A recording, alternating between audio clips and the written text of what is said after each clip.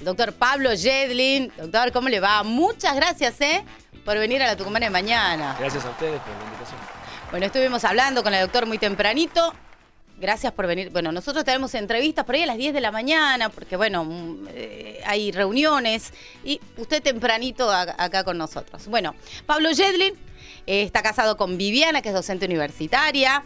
Tiene 3 hijos, Solana, Julián, Naomi, muy bien. Él es senador nacional, fue diputado nacional, ministro de Salud de nuestra provincia. Y bueno, mucho para contar. Y yo le digo, sus hijitos, ¿cómo llevan adelante esta actividad de su papá?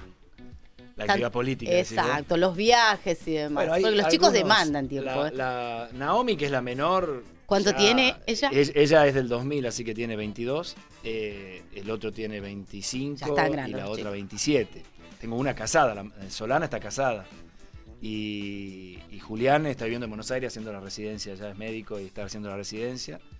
Y bueno, Naomi se está por recibir de médica. Así que son grandes, pero...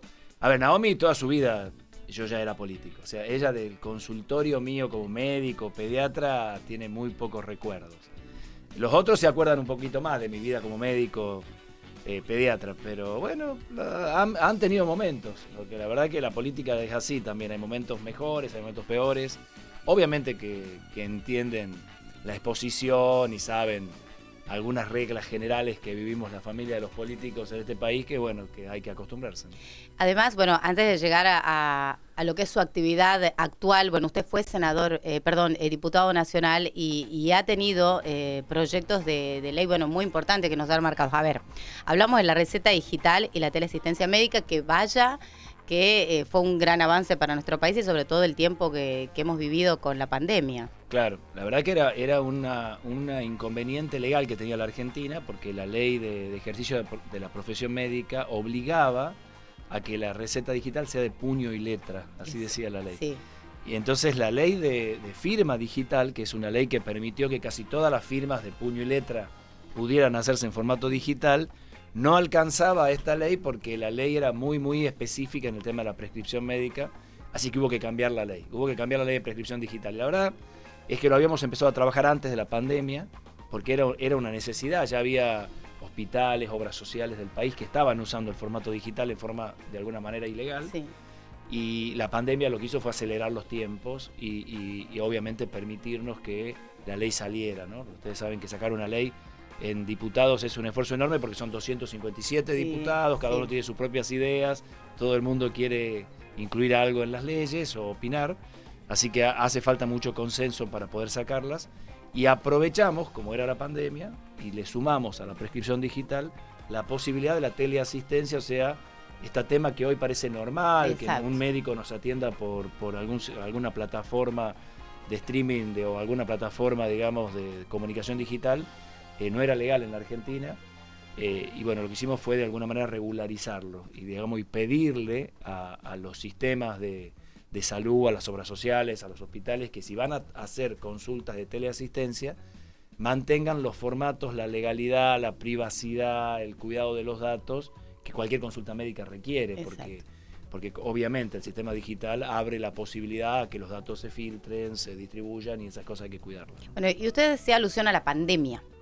Que hoy por hoy estamos un poco más relajados o por los números, por las vacunas, pero cuando digo vacunas, hablo también de la ley y hablo de todo lo que hubo que atravesar en esos momentos, porque estábamos, algo nuevo que es la pandemia y algo también muy nuevo que era la vacuna y la única alternativa que teníamos, pero muy polarizada la cosa en su momento.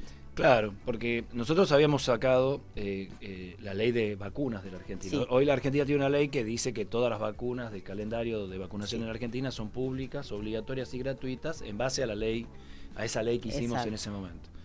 Ahora, esa ley obviamente fue previa a la pandemia y cuando apareció la pandemia como enorme problema de salud pública y empezó el desarrollo en simultáneo de las vacunas, la verdad que más temprano de lo que nosotros pensábamos, conseguimos que la industria produzca vacunas que, si bien no tenían todos los controles necesarios, habían demostrado en las pruebas preliminares que eran seguras y efectivas para tratar la enfermedad y no había otra cosa. Exacto. Y la pandemia era mortal y la gente se moría y hubo que tomar decisiones sobre ese nivel de incertidumbre, ¿no?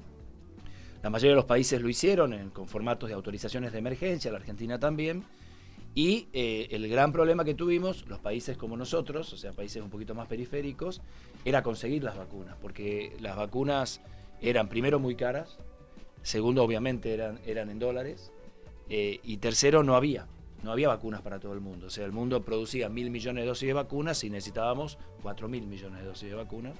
No había ninguna chance de que todos los países obtuvieran vacunas para toda la población.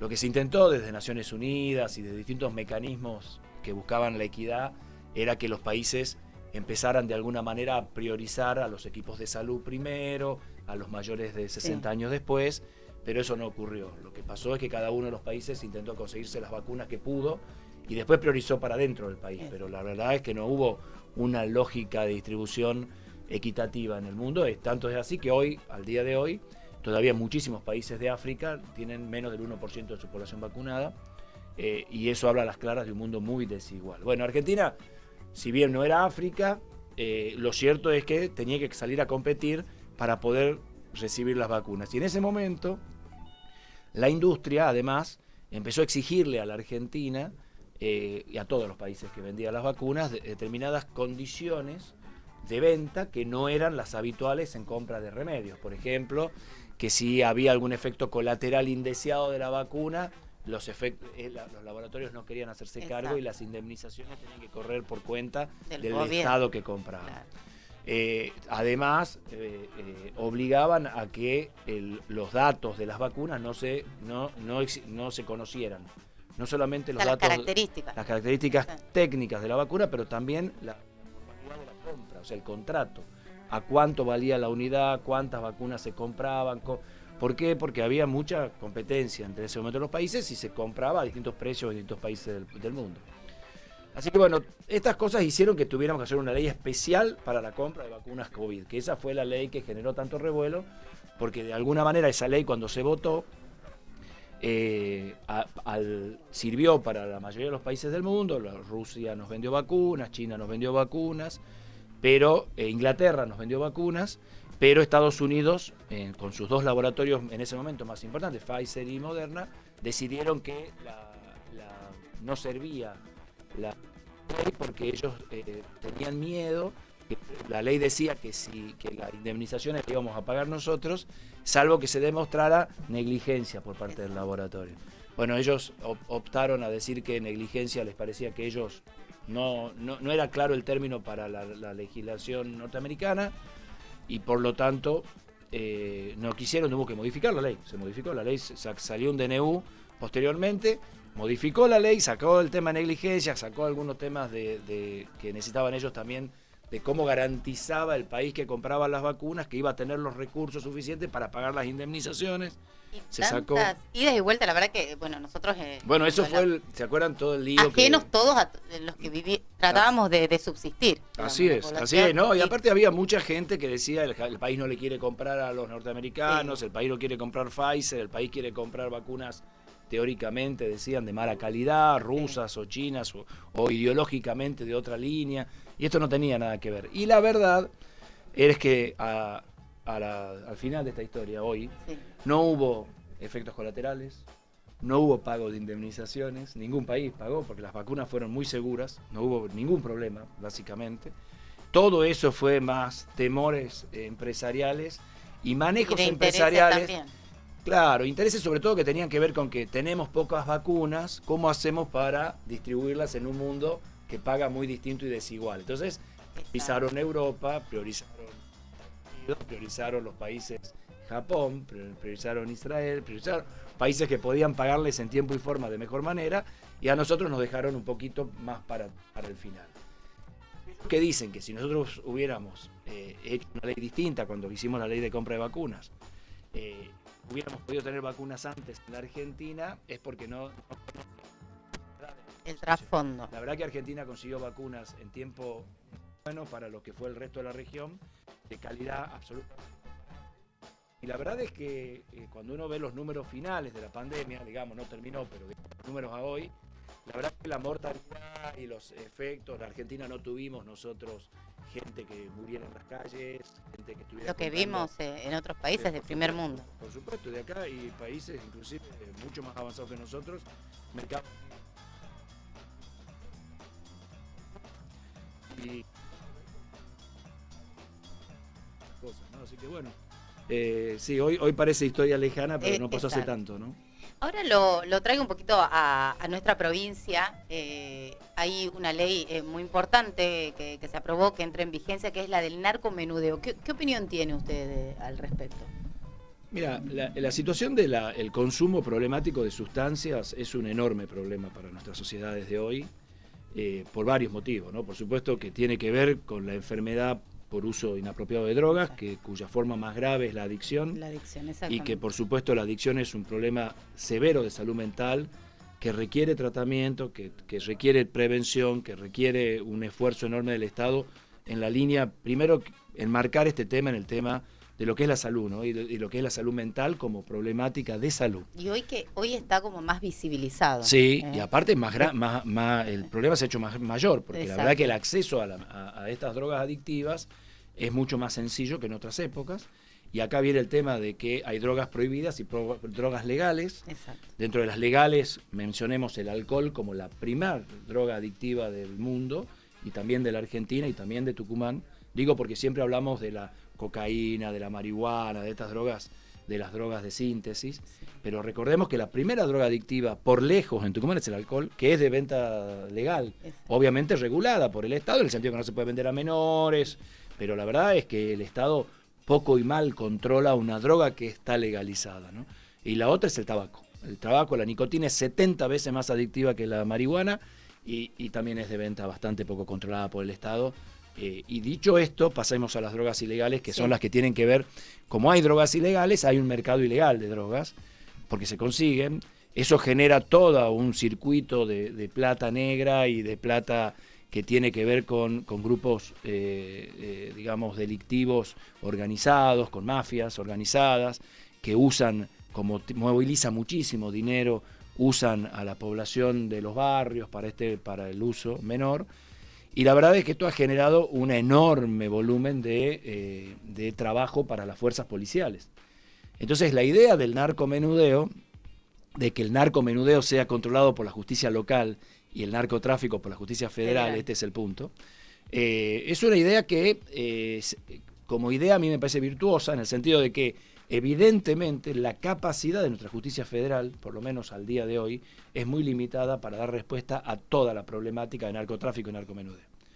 O sea que acá habría dos posibilidades: o subimos la capacidad de la justicia federal para que pueda dar resultado a esto, situación muy compleja, de que eso se resuelva en el tiempo, y en el mientras tanto, lo que está haciendo la provincia, a mí me parece correcto, es colaborar en el tema de la venta de narcotráfico y narcomenudeo con el narcomenudeo. El narcomenudeo es la venta menor, la venta al consumidor.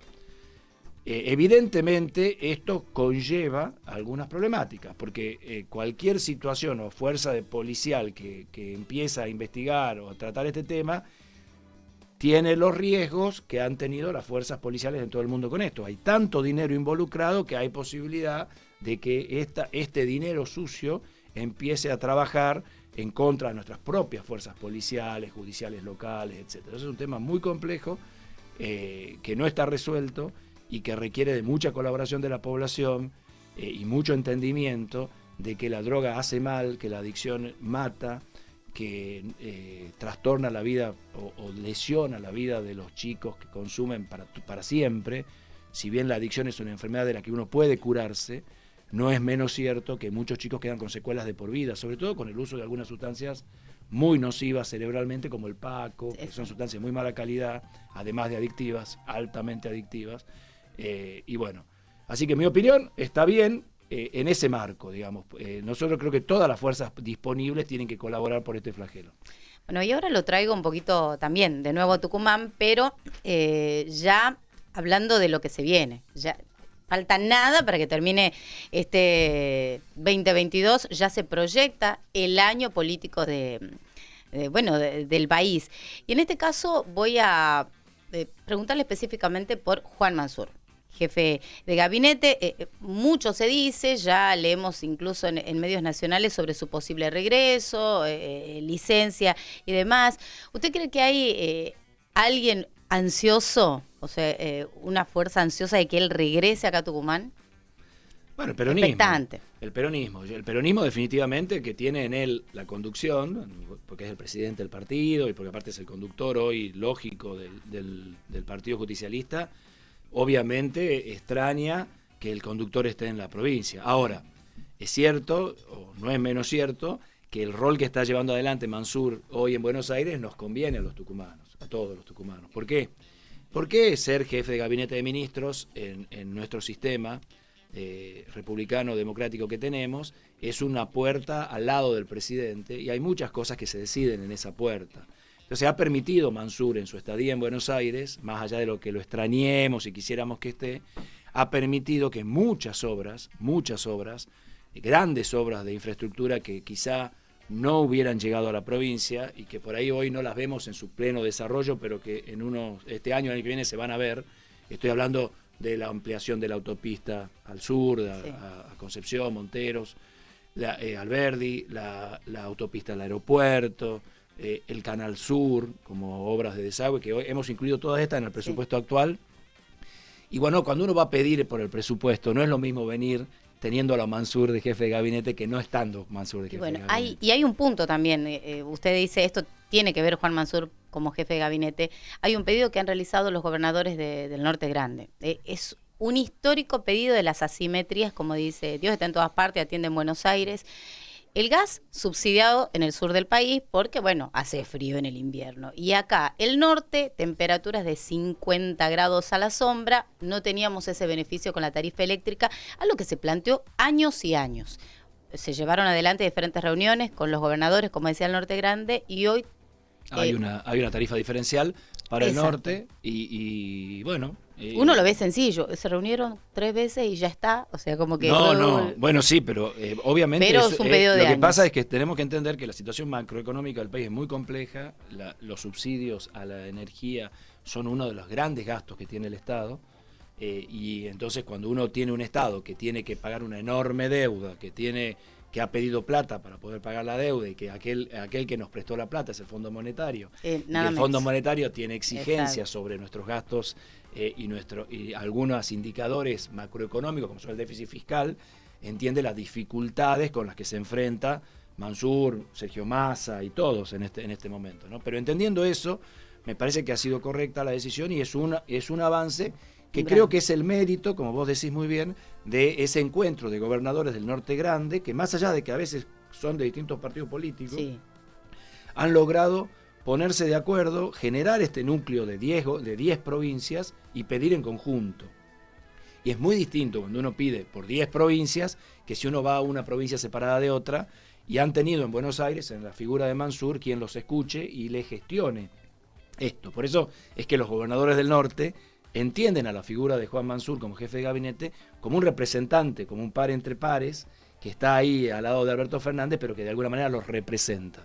Así que eso me parece muy bueno. Hoy, mañana, miércoles, en el Senado empezamos a tratar el proyecto para ver si hacemos algo con los subsidios al transporte público. Otro tema importante. Otro tema, el 85% del dinero que se destina al subsidio al transporte público queda en el AMBA. 85%. Y el otro 15% se distribuye en el resto de la provincia de Buenos Aires, que es enorme, y todas las otras provincias de la Argentina, 15% contra 85% en el AMBA, o sea, la ciudad de Buenos Aires básicamente y un poquito del conurbano.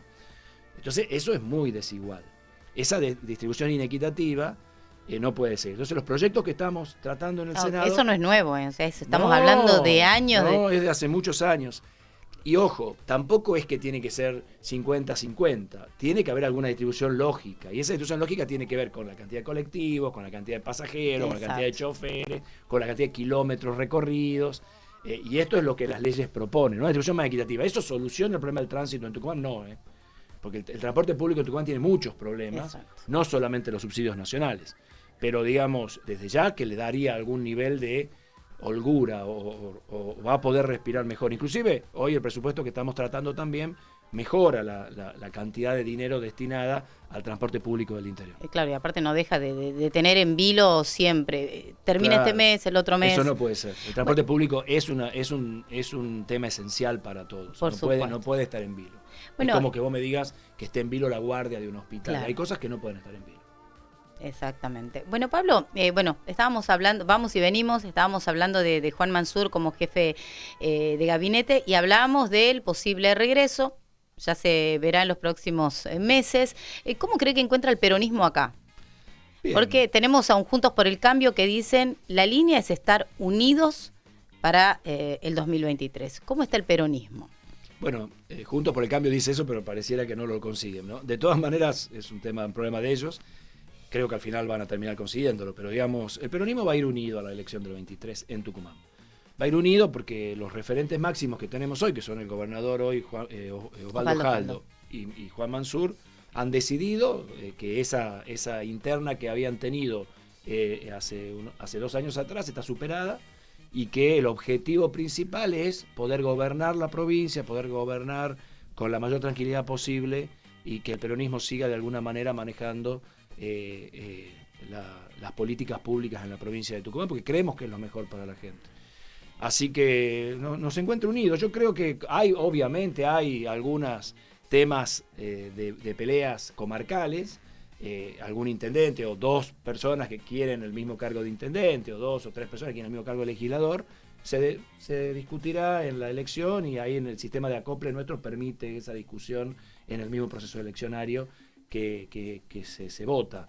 No requiere de una interna, en el mismo momento uno puede optar por una u otra, pero lo interesante me parece es que en los niveles de conducción, o sea, gobernador y vice, me parece que no va a haber discusión. No está oficializada la fórmula, pero... Todo da a pensar que el candidato a gobernador va a ser Osvaldo Jaldo y el candidato a vicegobernador va a ser Juan Mansur. Salvo, bueno, por supuesto hay un tema en la justicia. Exacto. Y todo esto. Pero el tema de la justicia seguramente se resolverá con tiempo, por eso se ha planteado con este tiempo, y con la certeza de que pueden ser candidatos ambos, me parece que esa es la fórmula más lógica que el peronismo tiene, y todos los signos, símbolos, señales van en ese sentido. Bueno, hasta que defina la justicia, se va a plantear el tema de oficializar la fórmula o no, pero... Mansur dijo, va a venir a trabajar, se dice que va a venir a trabajar para la campaña. ¿Usted piensa que hay una fecha para ese regreso, con licencia o no? Yo creo que la campaña... ¿O la puede seguir desde Buenos Aires? Atendiendo que va a ser en mayo la elección, me parece que seguramente febrero, marzo va a ser un momento ya de trabajo acá, febrero, marzo, abril y bueno y mayo. Antes de eso me parece que no tiene mucho sentido, digamos, que venga, digamos, me parece que, insisto, porque no es una persona que no está haciendo una tarea importante para la provincia, por eso cuanto más pueda estar en Buenos Aires para nosotros es ganancia para todos los tucumanos. Bueno, Pablo Jedlin, senador nacional, vigente hasta el año 2027, usted me corrige, así si no es así. ¿Qué perspectivas tiene para el próximo año?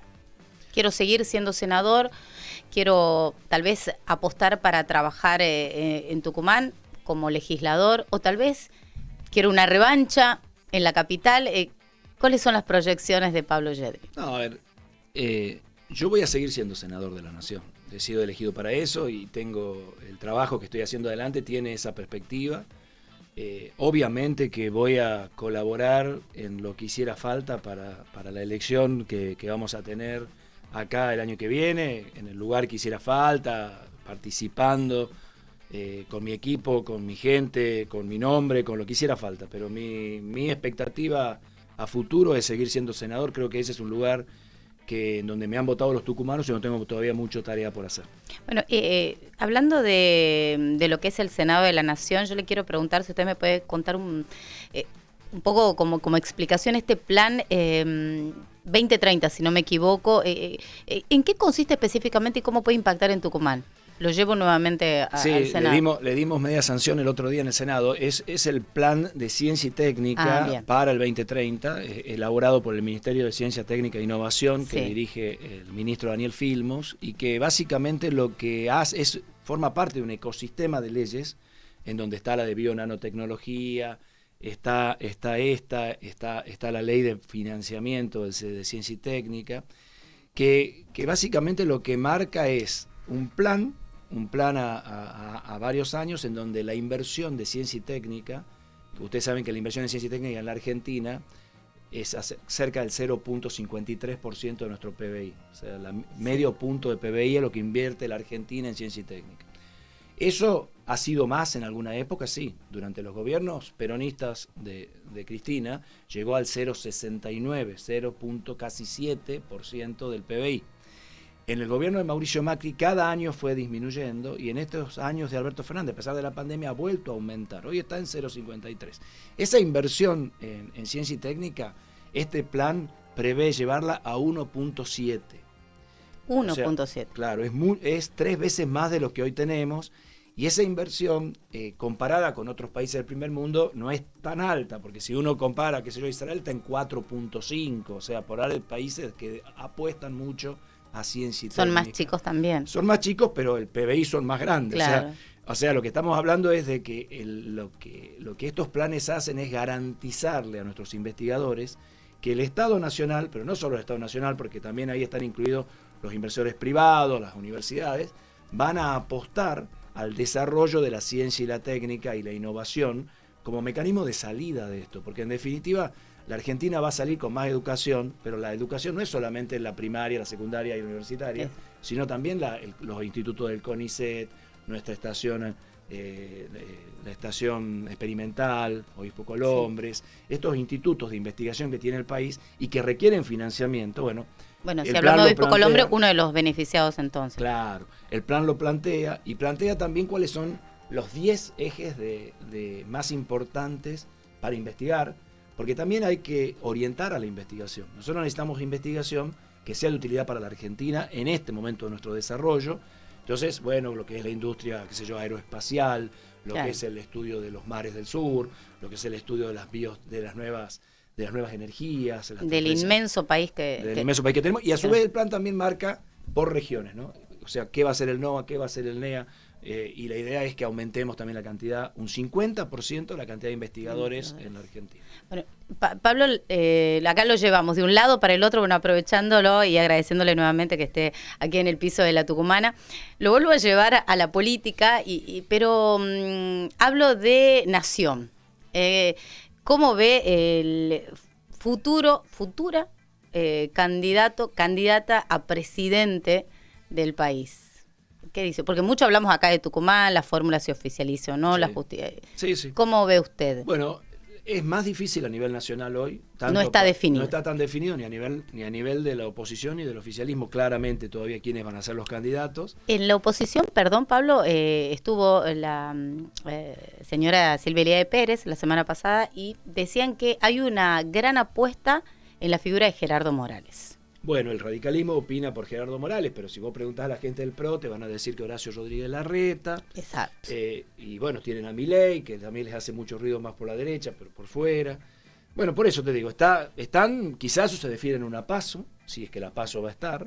Sí. Si no hay PASO, verán qué sistema ellos usan para elegir. Ahora, dentro del peronismo nos pasa lo mismo, porque vos tenés un grupo que de alguna manera lidera el espacio de Cristina Fernández de Kirchner, que quizás sea el más fuerte desde el punto de vista de intención de voto hoy. ¿Está marcado eso, grupo, los cristinistas o los kirchneristas con los albertistas? Por siempre hay puentes, pero digamos hay un grupo que definitivamente responde a esa línea. Hay un grupo que responde a Sergio Massa, que son el ex Frente Renovador y que también están con esto.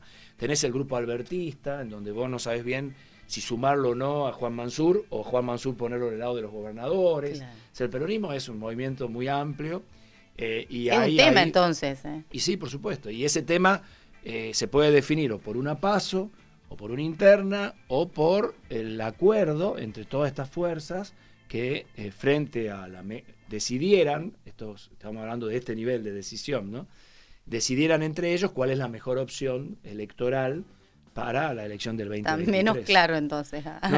No está tan claro. Si vos me decís a mí, y lo vengo diciendo, a pesar de que a él no le gusta mucho que yo lo diga, yo creo que la opción para los tucumanos de que Juan Mansur participe en esa fórmula sería una cosa muy interesante. Juan Mansur, lo dice Pablo Yedlin, puede estar en la fórmula presidencial.